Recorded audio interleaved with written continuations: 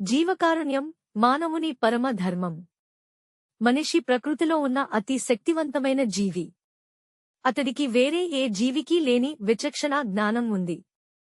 అయితే అదే బలాన్ని ఉపయోగించి మనిషి స్వార్థంతో ప్రకృతిని నాశనం చేస్తున్నాడు. మహాభారతంలోని భగవద్గీతలో పార్థసారథి చెప్పినట్టు ప్రకృతి తల్లి వంటిది, మనిషి తండ్రి వంటివాడు. మనిషి ప్రకృతిని సంరక్షించాల్సిన బాధ్యతను మరిచిపోతూ తన ప్రయోజనాల కోసం దాన్ని నాశనం చేస్తున్నాడు. ప్రకృతిలో జీవవైవిధ్యం అత్యంత ముఖ్యమైనది. ప్రతి జీవి మరొకదానిపై ఆధారపడి జీవించాలి.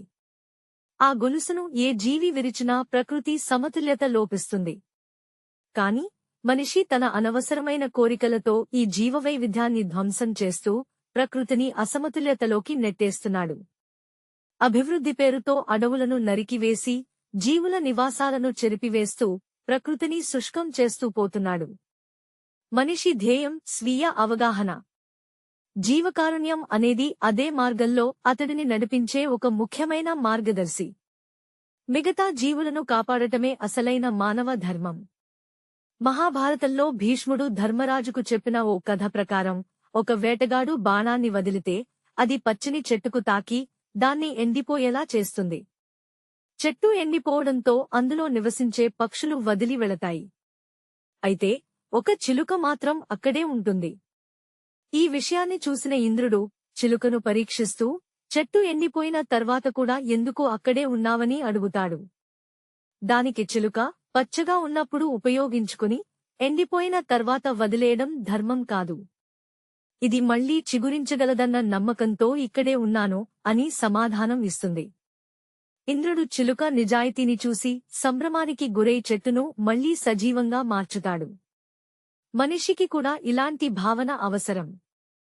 జీవితాన్ని స్వార్థపూరితంగా కాకుండా సహజీవన సూత్రాన్ని పాటిస్తూ ప్రకృతిని సంరక్షిస్తూ గడపాలి. మనిషి తన ప్రయోజనాల కోసం ప్రకృతిని నాశనం చేస్తూ తన ముప్పును తానే తెచ్చుకుంటున్నాడు. మిగిలిన జంతువులు ఆకలికి మాత్రమే వేటాడతాయి, కాని మనిషి మాత్రం తన అవసరాలను మించిన స్వార్థంతో ప్రకృతిని అందంగా వినాశనం చేస్తున్నాడు. ప్రకృతిని రక్షించడం మనిషి ప్రధాన బాధ్యత.